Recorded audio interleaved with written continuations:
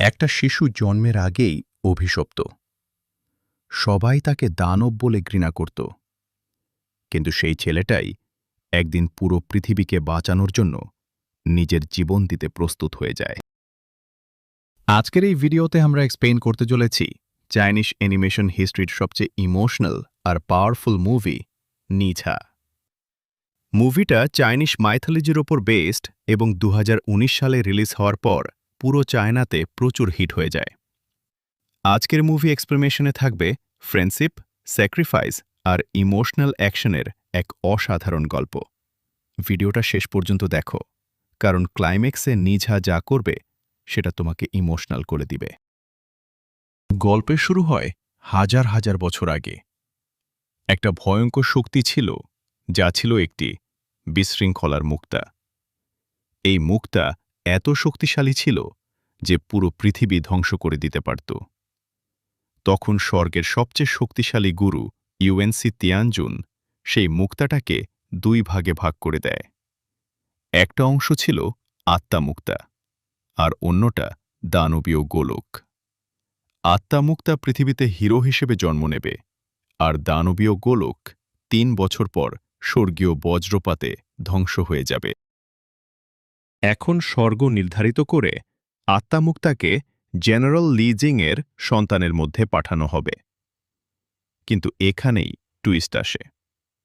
Shane গংবাও নামের এক ঈর্ষাপরায়ণ প্রভু গোপনে পরিকল্পনা পরিবর্তন করে দেয়। ফলে আত্মামুক্তার বদলে দানবীয় গোলকটাই শিশুর শরীরে ঢুকে যায়। এরপর জন্ম হয় নিজহার। কিন্তু জন্মের মুহূর্ত থেকেই সবাই বুঝতে পারে এই বাচ্চাটা স্বাভাবিক না। তার শরীর থেকে আগুন বের হচ্ছিল, চোখ লাল হয়ে যাচ্ছিল, আর পুরো গ্রাম আতঙ্কে ভরে যায়। নিজহা বড় হতে থাকলেও গ্রামের সবাই তাকে দানব মনে করত। কেউ তার সাথে খেলত না।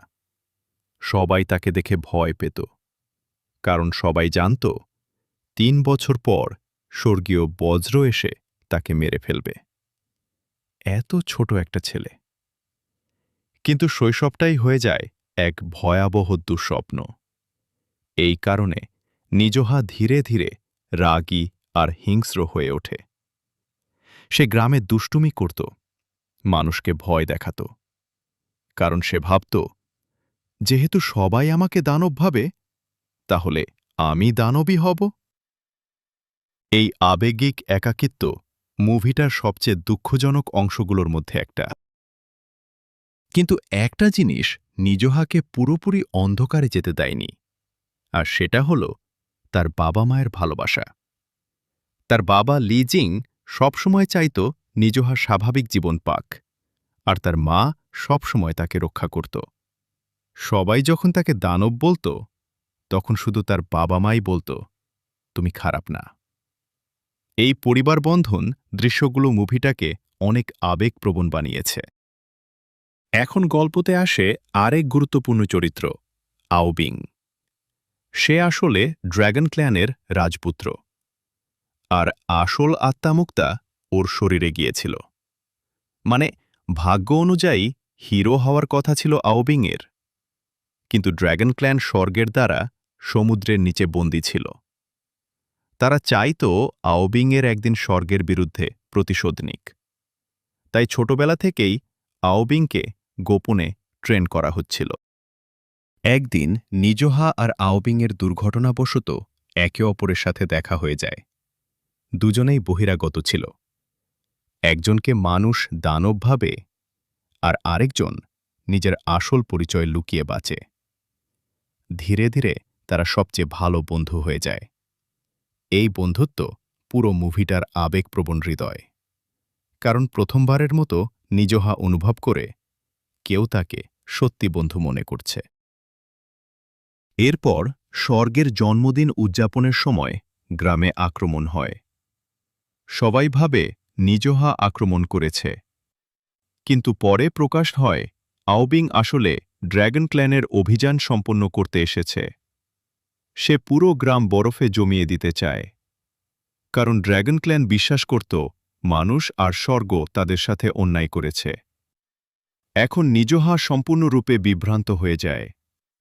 একদিকে তার সবচেয়ে ভালো বন্ধু, অন্যদিকে নিরীহ গ্রামবাসীরা। এরপর শুরু হয় মুভির সবচেয়ে মহাকাব্যিক যুদ্ধ।